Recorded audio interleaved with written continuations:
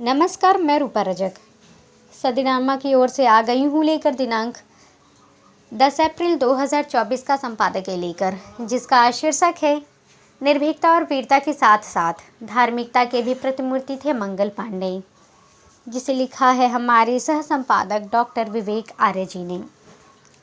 आज का हमारा विषय मंगल पांडे से संबंधित है।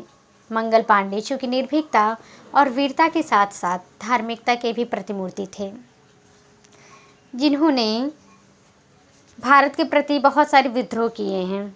सन 1857 की क्रांति का जिक्र करें तो सबसे पहला नाम इन्हीं का आता है, जिन्होंने कारतूस प्रयोग की मनाही की है, क्योंकि इन्हें पता था कि कारतूस में सुअरों की चर्बी होती है, जिससे हमारे धार्मिकता या धर्म को आघात पहुंचती है।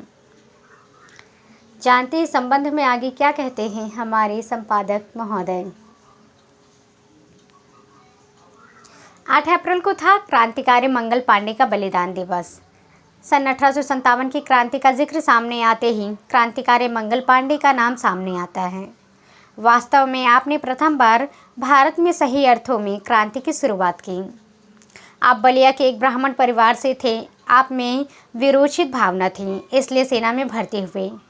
आपकी उम्र 30 साल की भी न हुई थी कि आपने भारत माता की गोद में 8 अप्रैल 1857 को अपना बलिदान देकर देश भर में क्रांति की ज्वाला धधका दी। आप बैरकपुर छावनी में 34वीं NI बटालियन में तैनात थे। आपको खबर मिली कि जो कारतूस सैनिकों को हथियार में इस्तेमाल के लिए दिए जाते हैं, उनमें गाय और सुअर की चर्बी का प्रयोग होता है। धार्मिक भावना से आहत होकर आपने ऐसे कारतूसों को लेने से मना कर दिया। अंग्रेज अधिकारी कारतूस इस्तेमाल की मनाही की खबर पाते ही कुटित हो उठे। लेफ्टिनेंट हेनरी बाग के सैनिक परेड के बाद सैनिकों से सीधे सवाल किया, तुम में से कौन कारतूस इस्तेमाल करने से इनकार करता है? इससे पहले कि कोई अन्य सैनिक बोलता, आपने निर्भीकता से आगे बढ़कर बोला, मैं। यह 29 मार्च 1857 की घटना है। लेफ्टिनेंट हेनरी बाग उसी नेटिव इन्फेंट्री का अधिकारी था। एक हिंदुस्तानी सैनिक के इस दुस्साहसिक जवाब के साथ बढ़कर सामने आने पर लेफ्टिनेंट के होश गुम हो गए। बात यह थी कि सिपाही के तेवर बहुत सख्त और तीखे थे। उसने किसी तरह अपने क्रोध को काबू में करते हुए पूछा, इनकार की वजह क्या? धार्मिक भावना का आहत होना। मंगल पांडे के स्वर में पहले जैसा ही वीरता ही झलक दिखाई दे रही थी। आपने आगे कारण बताया, हमें मालूम हुआ है कि जो कारतूस हमें इस्तेमाल करने हैं, उसमें सुअर और गाय की चर्बी मिली होती है। ऐसे कारतूसों से हम हिंदुस्तानियों की धार्मिक भावनाएं आहत होती हैं। लेफ्टिनेंट हेनरी को कोई स्पष्टीकरण न सूझा। वह पूरी तरह तिलमिला उठा। उसने परेड में अन्य सैनिकों के तीखे तेवर भी मंगल पांडे की तरह दिखे। उसने फौरन अपने ऊंचे ऑफिसर मेजर ह्यूसन तक खबर पहुंचाई। मेजर ह्यूसन आते ही सिपाही मंगल पांडे के विद्रोही तेवर के बारे में सुना तो तुरंत उसको कैद करने का हुक्म दिया। मंगल पांडे के विरुद्ध मेजर के सुनाए गए हुक्म के विरोध में अन्य सैनिकों ने नारा लगाया। हिंदू सैनिक बोले, हर हर महादेव। मुस्लिम सैनिक बोले, अल्लाह अकबर। मेजर ह्यूसन ने चिल्लाकर हुक्म दिया, बागी सिपाही मंगल पांडे को तुरंत कैद कर लो। किसी भी इंडियन सैनिक ने मेजर की आज्ञा नहीं मानी, लेकिन लेफ्टिनेंट हेनरी बाग तो अंग्रेज अधिकारी था। वह मंगल पांडे की ओर रिवॉल्वर तानकर उसे कैद करने के लिए झपटा। यह देखिए मंगल पांडे की वीरता अद्भुत है कि एक मेजर को बंदूक तानकर कैद करना पड़ रहा है।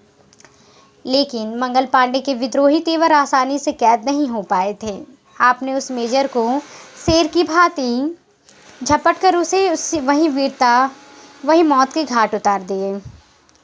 सैनिकों की जोशीला नारा, हर हर महादेव, अल्लाह अकबर, एक बार फिर से ऊंचे स्वर में गूंजा और इसी के साथ अंग्रेज और सैनिकों में युद्ध शुरू हो गया। यह थी क्रांति की पहली चिंगारी, सैनिक बगावत, जो आपके नेतृत्व में आरंभ हुई थी। अब आपका दूसरा शिकार लेफ्टिनेंट हेनरी बाग बन गया और आपने मौका देखकर उसे भी मार दिया। इस तरह एक क्षण में 2 अंग्रेजी ऑफिसरों की जान जाना एक वीर हिंदुस्तानी के हाथों चली गई, और यह एक वीरता की बात है। अंग्रेजों के मारे जाने की खबर जंगल की आग की भांति पूरे बैरकपुर छावनी में फैल गई, पर उस शेर पर किसी भी भारतीय सैनिक ने बढ़कर हाथ डालने की हिम्मत न की।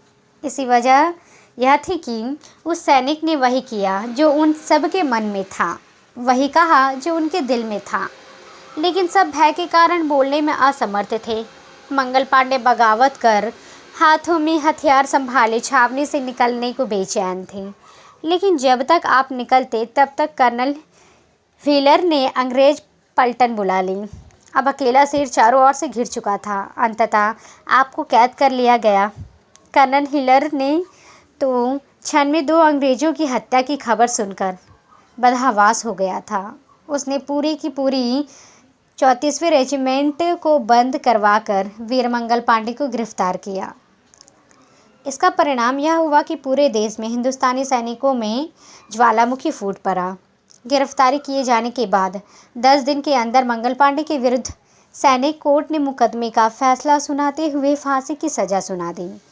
लेकिन आप इतने साहसी और वीर थे कि आपकी वीरता और देश प्रेम की भावना को देखकर फांसी देने वाला जल्लाद भी नतमस्तक हो गया और उसने आपको फांसी पर चढ़ाने से मना कर दिया। उस दिन आपको फांसी नहीं लगी।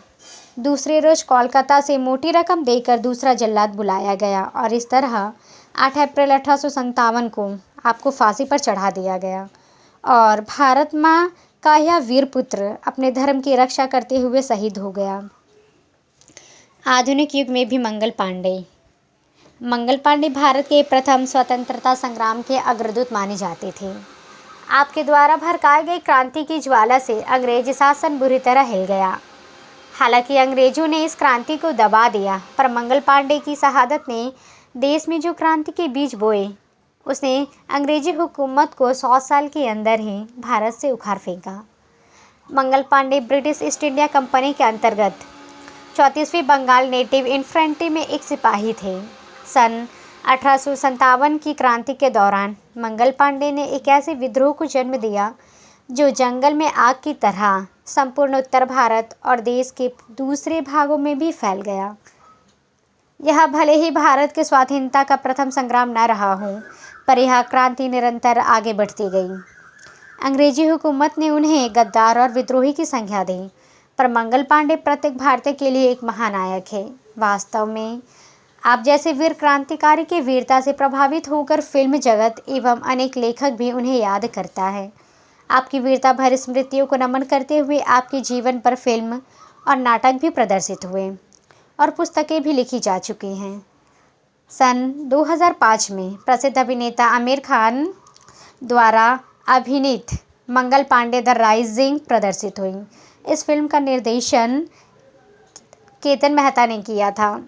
सन 2005 में ही द रोटी रिबेलियन नामक नाटक भी मंचन किया गया। इस नाटक का लेखन और निर्देशक सुप्रिया करुणाकरण ने किया। जेडी स्मिथ के प्रथम उपन्यास व्हाइट टीम में भी मंगल पांडे का जिक्र है। सन 1857 के विद्रोह के पश्चात अंग्रेजों के बीच पैंडी शब्द बहुत प्रचलित था, जिसका अभिप्राय था गद्दार या विद्रोही। भारत सरकार ने 5 अक्टूबर 1984 में मंगल पांडे के सम्मान में एक डाक टिकट जारी किया। तो ये था दोस्तों हमारा आज का संपादकीय। कल फिर लौटेंगे एक नए विषय, एक नए संपादक के साथ। तब तक के लिए नमस्कार। स्वस्थ रहें, सुरक्षित रहें।